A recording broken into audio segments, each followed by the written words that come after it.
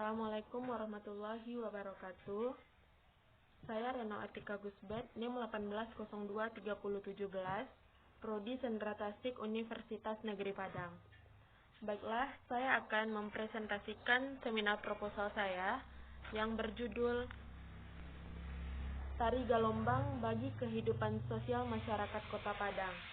Tadi tentang peran dan pengaruh pada pesta perkawinan.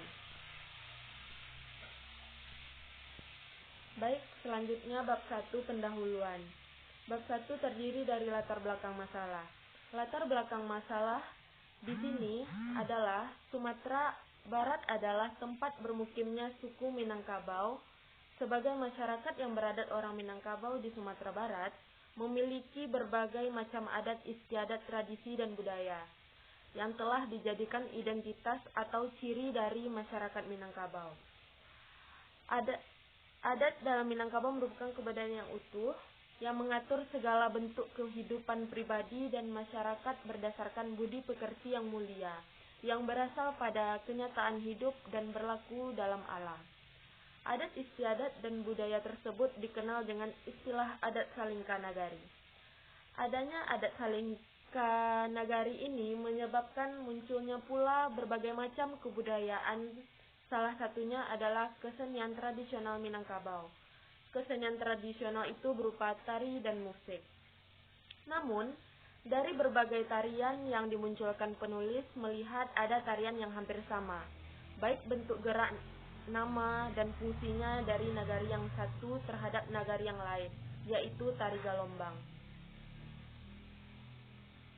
Tari galombang merupakan tari tradisional masyarakat Minangkabau yang tumbuh dan berkembang di berbagai nagari di Minangkabau yang saat ini. Tari galombang sebagai tari tradisional Minangkabau mengalami berbagai hal dalam perkembangannya, baik dimulai dari semenjak tarian tersebut ada di Minangkabau sampai saat ini.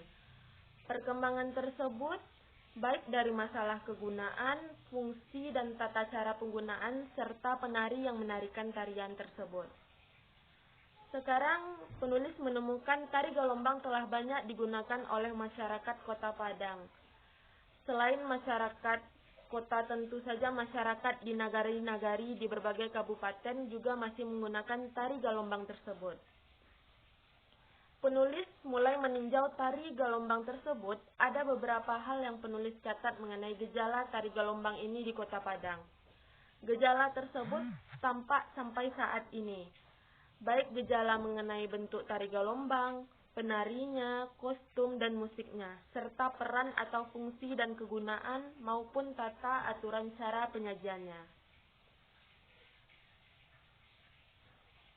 Berdasarkan gejala di atas, penulis ingin melanjutkan penelitian ini dalam hal masalah peranan tari galombang dan hubungannya dengan status sosial ekonomi masyarakat di Kota Padang. Karena penulis melihat tari galombang digunakan oleh masyarakat yang berkecukupan di dalam memeriahkan pesta perkawinan. Sementara tari galombang adalah salah satu tari Minangkabau yang dulunya digunakan untuk menyambut tamu-tamu terhormat yang datang dalam menghadiri suatu upacara dan acara tertentu di Minangkabau. Sementara sekarang yang disambut bukan tamu terhormat dalam acara pesta perkawinan tersebut, tetapi sepasang pengantin, dan ada juga marapulai saja yang disambut dalam pesta perkawinan tersebut. Dan jarang sekali masyarakat bisa menggunakan tari galombang di dalam acara pesta perkawinan yang mereka laksanakan. Baik, selanjutnya identifikasi masalah. Berdasarkan latar belakang masalah di atas, dapat diidentifikasikan masalah sebagai berikut. Yang pertama, perubahan peran tari galombang. Yang kedua, perubahan bentuk tari galombang. Yang ketiga, tari galombang sebagai bagian dari tradisi baralek bagi masyarakat Kota Padang di gedung-gedung mewah. Yang terakhir, tari galombang digunakan oleh orang-orang yang berkecukupan dari hal ekonomi. Selanjutnya, batasan masalah. Batasan masalah membatasi masalah pada persoalan dan pada peranan tari galombang yang digunakan dalam pesta perkawinan masyarakat Kota Padang.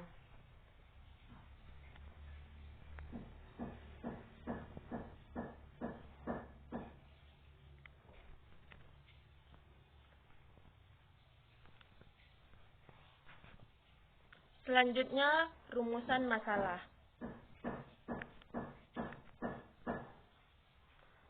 Agar perumusan lebih terfokus dalam hasil penelitian dan pembahasan, maka penulis merumuskan permasalahan sebagai berikut.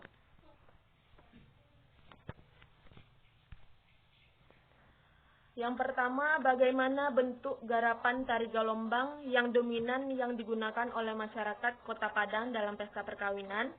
Yang kedua, apa peran tari galombang dalam pesta perkawinan bagi kehidupan sosial masyarakat Kota Padang? Yang ketiga, apa pengaruh tari galombang secara sosial bagi penggunaannya di Kota Padang? Selanjutnya, tujuan penelitian. Adapun tujuan penulis dalam melakukan penelitian ini untuk mendeskripsikan dan menjelaskan mengenai yang pertama, bentuk garapan tari galombang yang dominan yang digunakan dalam acara pesta perkawinan oleh masyarakat Kota Padang. Yang kedua, peran tari galombang dalam pesta perkawinan bagi kehidupan sosial masyarakat Kota Padang. Yang terakhir, pengaruh tari galombang secara sosial bagi masyarakat pengguna di Kota Padang.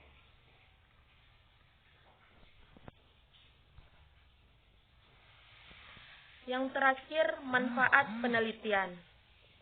Manfaat penelitian ada dua. Yang pertama, manfaat teoritis. Manfaat teoritis adalah yang bermanfaat untuk membahas masalah budaya tradisi dalam kehidupan masyarakat pemiliknya di berbagai daerah di Sumatera Barat, terutama di Kota Padang, dapat digunakan untuk pendekatan sejarah tari, sosiologi tari, dan antropologi tari. Yang kedua, lahirnya teori atau metode baru dalam rangka membangun ilmu pengetahuan, terutama di bidang antropologi dan sosiologi tari, serta teori perkembangan seni dan kehidupan.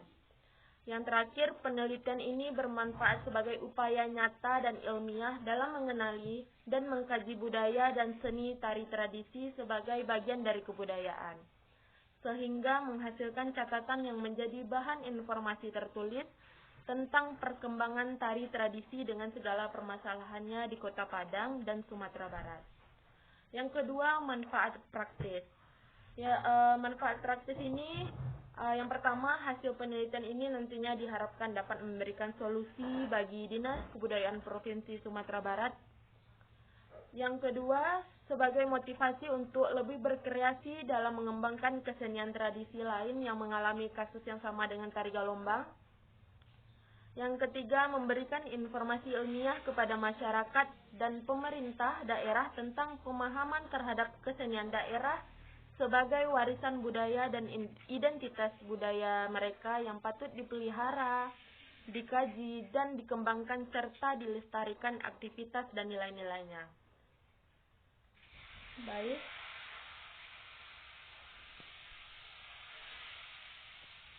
Selanjutnya, bab 2, kajian pustaka. Ada landasan teoris. Landasan teoritis. Landasan teoritis yang pertama ada tari kreasi. Tari kreasi adalah sebuah bentuk garapan atau karya tari setelahnya bentuk-bentuk tari tradisi hidup berkembang cukup lama di masyarakat. Untuk tarian ini bermunculan sebagai ungkapan rasa bebas mulai adanya setelah Indonesia merdeka pada tahun 1945. Tari kreasi yang berpolakan garapannya pada tradisi atau pada tari tradisi yang telah ada, yaitu tari kreasi yang garapannya dilandasi oleh kaidah-kaidah tari tradisi, baik dalam koreografi atau karawitan, rias dan busana maupun tata teknik pentasnya. Walaupun ada perkembangan, tidak menghilangkan esensi ketradisiannya. Sedangkan tari kreasi yang garapannya melepaskan dari pola-pola tradisi, tidak berarti sama sekali tidak menggunakan unsur tari tradisi. Mungkin saja menggunakannya tergantung pada konsep gagasan penggarapannya. Tarian ini disebut juga tari modern, yang istilahnya berasal dari kata Latin modo yang berarti baru saja.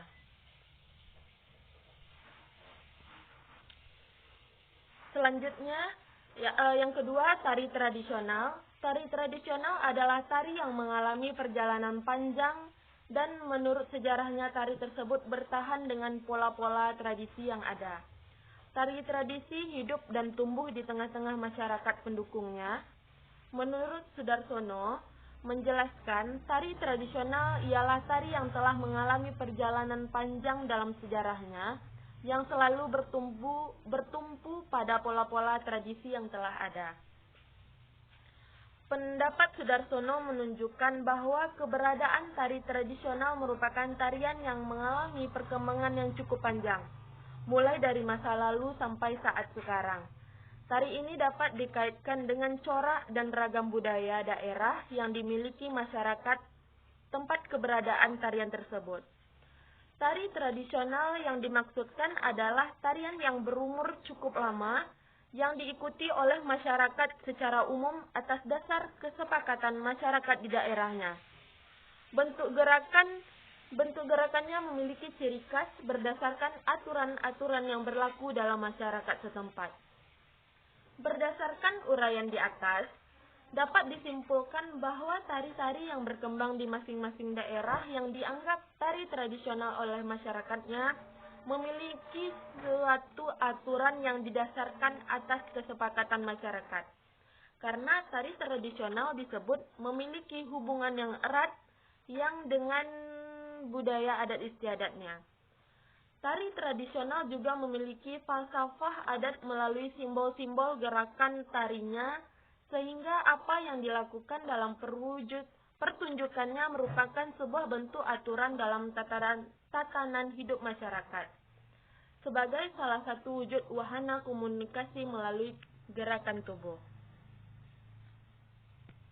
Yang ketiga, fungsi tari. Menurut Sudarsono, fungsi tari dalam masyarakat adalah untuk menyalurkan kehendak dan mengungkapkan ekspresinya sesuai keinginan dari masyarakat tersebut untuk tujuan kehidupannya. Pada masyarakat tradisional, fungsi tari adalah menyalurkan kehendak untuk menyatakan bahwa mereka adalah masyarakat yang terhormat dan terpandang. Selain itu, fungsi tari untuk menyalurkan kehendak dan menyatakan ungkapan kegunaan pada raja, pada orang yang dihormati, pada hal-hal yang gaib untuk digunakan tari dalam kehidupannya. Yang keempat, perubahan pada tari dan perubahan sosial. Perubahan merupakan suatu yang mampu memperkaya khasanah yang terdapat dalam tari tradisional itu sendiri. Perubahan bukan berarti untuk memporak-porandakan esensi tari tersebut.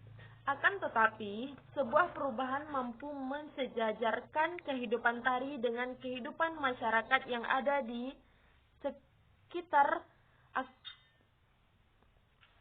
sekitar aktivitas tari tersebut, sehingga perubahan dapat terjadi setiap saat pada tari. Perubahan merupakan sebuah usaha nyata untuk eksistensi tari tersebut pada masa datang. Perubahan dapat berupa perubahan bentuk struktur, kegunaan, dan fungsi pada tari tradisional yang dimaksud.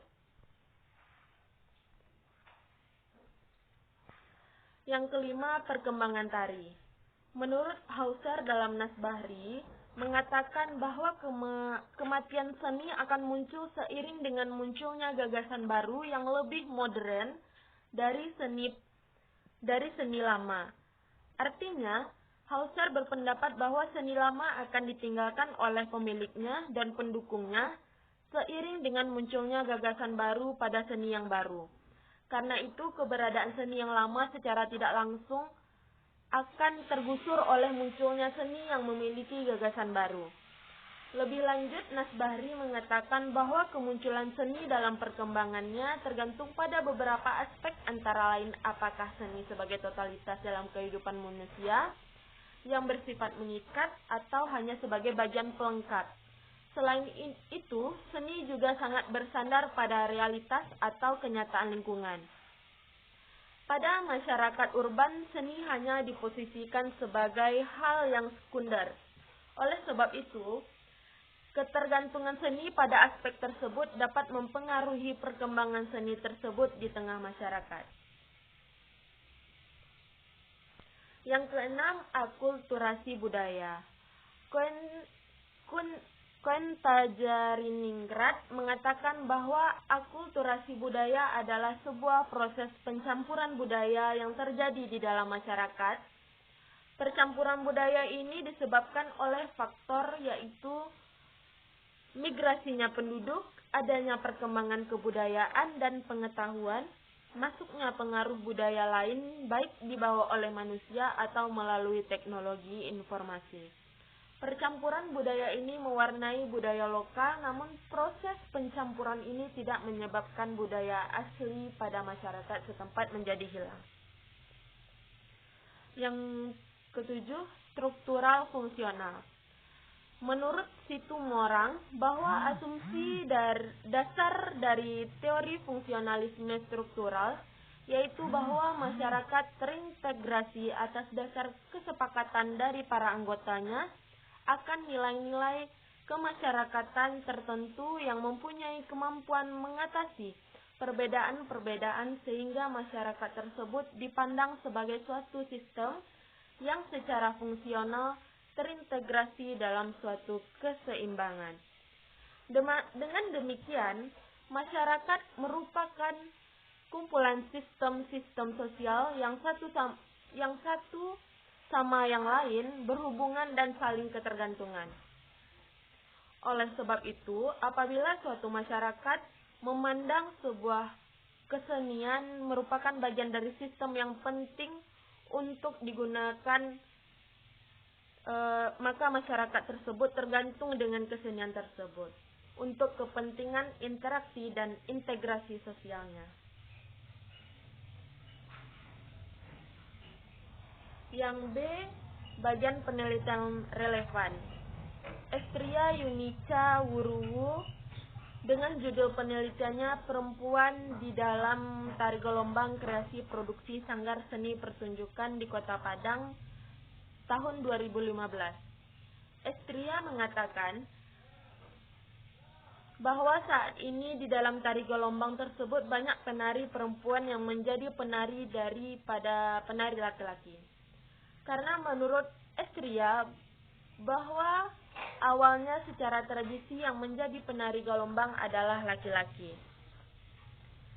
Berdasarkan pada penelitian relevan di atas, peneliti melakukan sebuah penelitian dengan objek yang sama dengan penelitian sebelumnya, tetapi bukan aspek pelestarian dan membahas masalah peran perempuan atau dominasinya. Tetapi penulis melihat bahwa mengapa tari galombang dibudayakan saat ini di kalangan masyarakat yang mampu dari aspek ekonomi di Kota Padang. Sebab itu, penelitian ingin melihat sejauh mana peran tari galombang dalam kehidupan sosial masyarakat Kota Padang saat ini. Karena penulis melihat mengapa tari galombang sering digunakan acara pesta perkawinan, namun menggunakan adalah kalangan yang mampu dari aspek ekonomi saja. Sebab itu, penulis ingin mengkaji sejauh mana peran tari galombang dengan kegiatan pesta perkawinan dan orang yang menggunakan tersebut.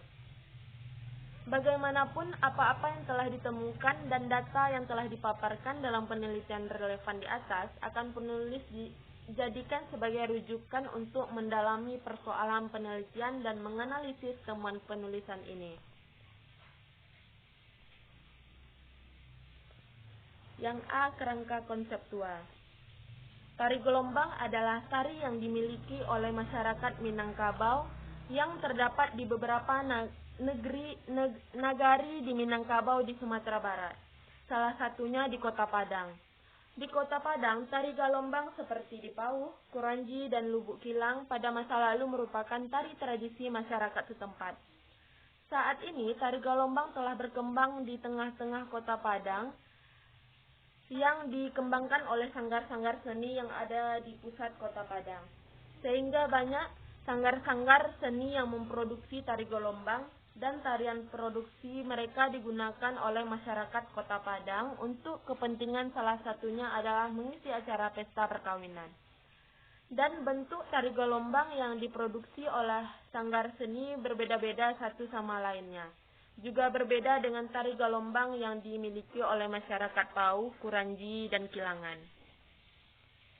Oleh sebab itu, yang akan peneliti lihat adalah peran apa sebetulnya yang dilakukan oleh tari galombang terhadap kehidupan sosial masyarakat Kota Padang yang dapat dilihat dalam penggunaan tari galombang di dalam acara pesta perkawinan yang dilaksanakan oleh orang yang terpilih secara ekonomi dan dilakukan di tempat-tempat yang khusus pula.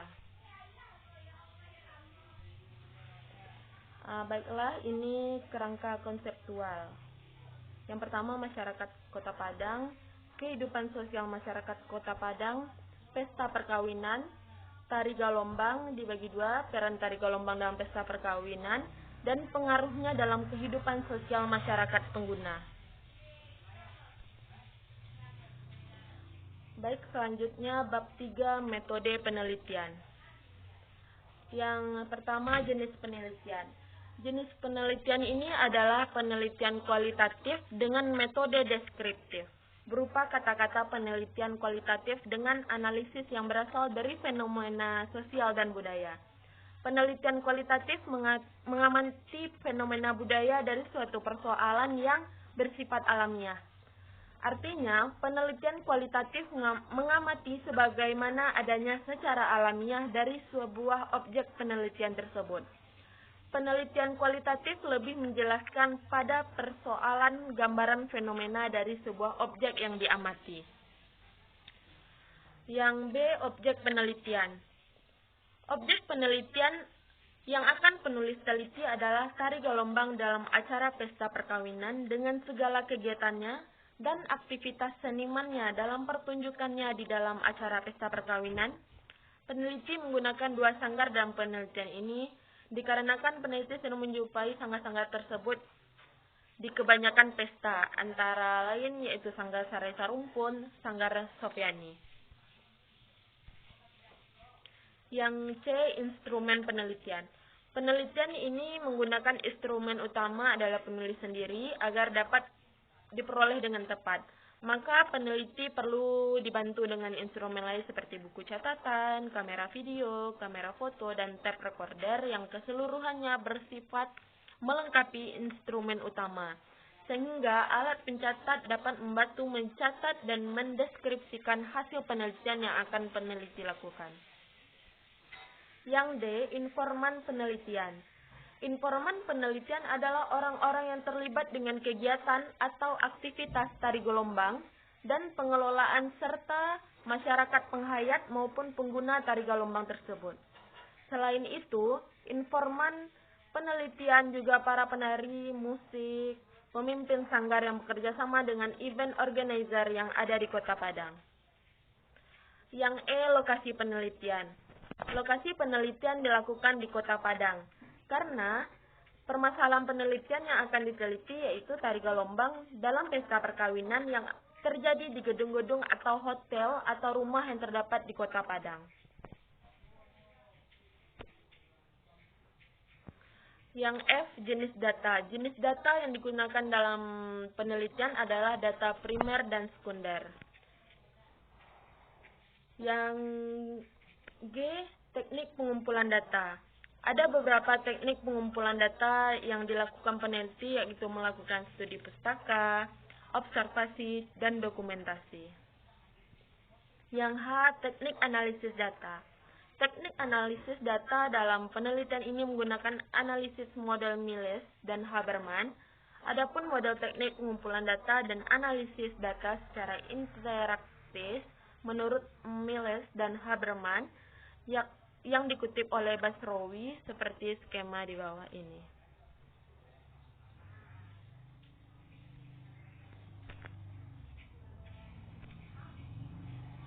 Baik, hanya itu yang bisa saya sampaikan. Saya akhiri dengan wabillahi taufiq wal hidayah. Assalamualaikum warahmatullahi wabarakatuh.